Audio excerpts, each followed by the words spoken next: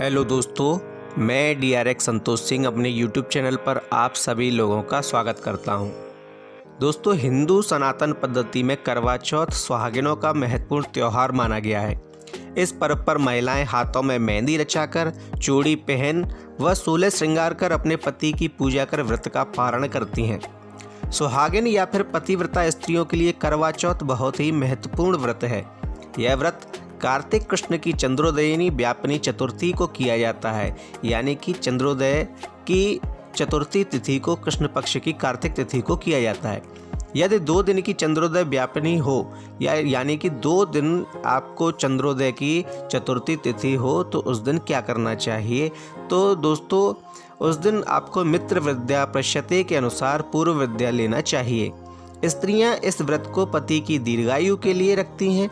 यह व्रत अलग अलग क्षेत्रों में वहां की प्रचलित मान्यताओं के अनुसार रखा जाता है, लेकिन इन मान्यताओं में थोड़ा बहुत अंतर होता है। सार तो सभी का एक ही होता है, वो है पति की दीर्घायु। दोस्तों, करवा चौथ व्रत विधि क्या है?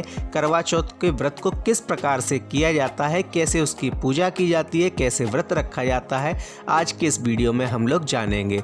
दोस्तों, वीडियो शुरू करने से पहले कमेंट में सच्चे मन से एक बार जय श्री राम अवश्य लिख दीजिए। जो व्यक्ति सच्चे मन से जय श्री राम लिखता है उसके हनुमान जी सभी कार्य संपन्न करते हैं, उसकी मनोकामना पूरी होती है। दोस्तों, कौन सी है करवा चौथ के व्रत की विधि?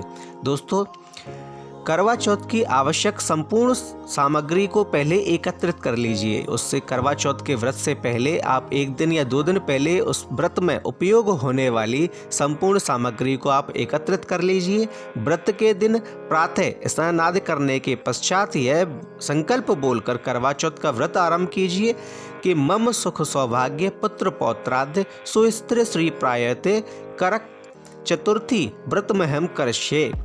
दोस्तों, इस मंत्र के साथ आप संकल्प कीजिए और अपने करवा चौथ के व्रत को शुरू कर दीजिए। दोस्तों, करवा चौथ के व्रत में कौन सी सामग्री की आवश्यकता होती है उसके लिए हमने अलग से वीडियो बनाया है।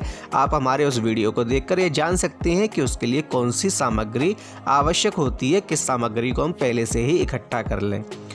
ऐसा संकल्प करने के बाद आप उस दिन पूरे दिन आप निर्जल व्रत रहेंगे। निर्जल का अर्थ होता है कि आप जल भी ग्रहण नहीं करेंगे। आपको बिना जल के, बिना कुछ खाए पिए आपको उस पूरे दिन व्रत रखना है। और उसके दौरान आप अपने घर की दीवार पर गेरू से फलक बनाकर पिसे चावलों से घोल से एक चित्र बनाइए। चित्र जो बना होता है वह आपने देखा होगा करवा चौथ पे किस प्रकार का चित्र बनाया जाता है। इस चित्र को वर कहते हैं। चित्रित करने की कला को करवा धरना कहा जाता है।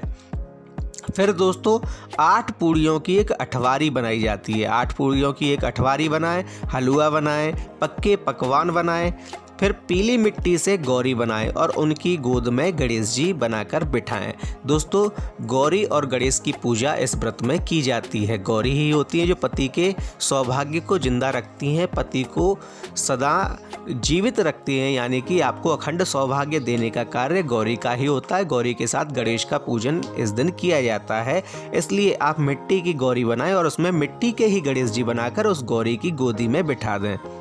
दोस्तों, उसके बाद गौरी को लकड़ी के आसन पर बिठाएं। लकड़ी के आसन पर बिठाने से पहले आप लकड़ी के आसन पर एक लाल रंग का अथवा पीले रंग का कपड़ा अवश्य बना दें। चौक बनाकर आसन को उस पर ही रखें। गौरी को चुनरी ओढ़ाएं।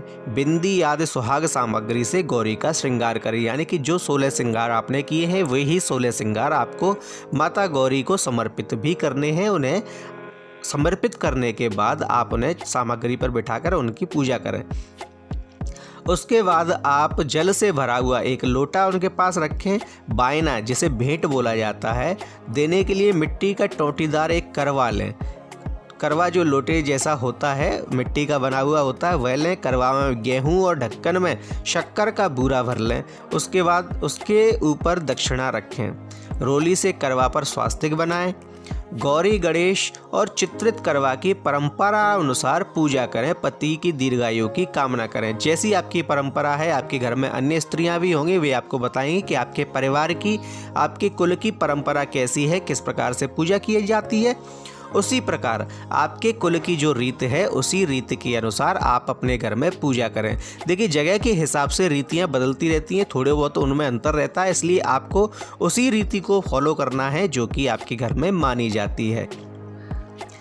दोस्तों उसके बाद आप गौरी गणेश को चित्रित करवा की परंपरा अनुसार पूजा करने के बाद आप एक मंत्र का जप करें। नमः शिवाय सर्वाण्ये सौभाग्यम संतति शुभाम प्रक्षित भक्ति युक्ता नाम नारीणाम हर वल्लभे। दोस्तों इस मंत्र का जप करें और अपने पति की लंबी आयु की कामना करें। करवा पर 13 बिंदी रखें और गेहूं या चावल के 13 दाने हाथ में लेकर करवा चौथ की कथा कहें अथवा सुने। दोस्तों या तो आप कथा कह सकते हैं या फिर अगर कोई कथा कह रहा है तो आप उसे ध्यानपूर्वक अवश्य सुने। ऐसा करने से कथा कहने और सुनने दोनों का ही फल एक समान रूप से होता है। कथा सुनने के बाद करवा पर हाथ घुमाकर अपने सासू जी के पैर छूकर आशीर्वाद लें और करवा उन्हें दे दें। 13 दाने गेहूं के और पानी का लोटा या टोटीदार करवा अलग रख लें। रात्रि में चंद्रमा निकलने के बाद छलनी की ओर से उसे देखें और चंद्रमा को अर्घ्य दें। इसके बाद पति से आशीर्वाद लें, उन्हें भोजन कराएं और स्वयं भी भोजन करें, अपने व्रत का पारण करें। पूजन के पश्चात आस पड़ोस की महिलाओं को करवा चौथ की बधाई दें और अपने पर्व को संपूर्ण करें। दोस्तों आपको यह जानकारी कैसी लगी कृपया हमें कमेंटों में बताएं। साथ ही हमारे वीडियो को लाइक करें, शेयर करें, कमेंट में जय श्री राम अवश्य लिखें। हमारे चैनल को सब्सक्राइब करें। धन्यवाद।